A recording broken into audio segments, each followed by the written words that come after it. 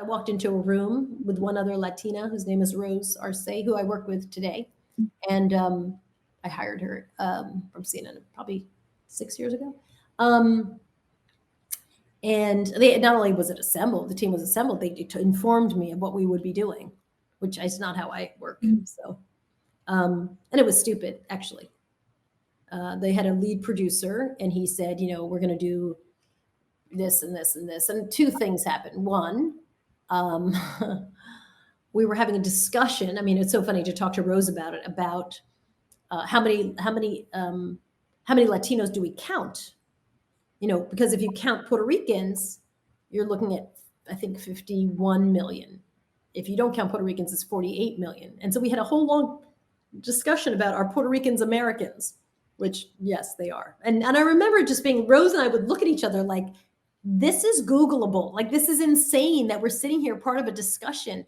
And really, I mean, it was funny, but also terrible and terrifying, because you realize, like, if this is the team and they really don't know this community, this is not. In fact, I left that meeting. One of the stories was going to be my name, Soledad O'Brien, and maybe, I can't remember what the goal of the story, what the piece was. I have to ask Rose, but something done on me. And I was just like, we never get to do these stories. And listen, nobody loves me more than me. Like, I'm all for more stories about me, but this isn't the venue for it, right? Like, we have such a tiny little chunk of time to do something we've never done, which is to tell stories about Latinos in America. Like, it shouldn't focus on me. There's a million other stories that should be told first, and then we can get to me. And it just seems silly. And so I left that meeting and went up the stairs and told my boss, like, yeah, I can't do this. I can't do it. And we killed it and started again. And then there was a woman, I can't remember her name, Emily.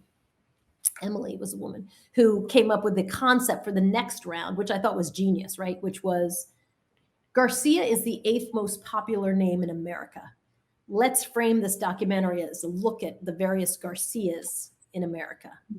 It was so brilliant, right? Like, because it's so American, and yet the Garcias, the range of Garcias, some spoke Spanish, some did not, some were fresh off the boat, some had been there, before the country was the country, and their ancestors.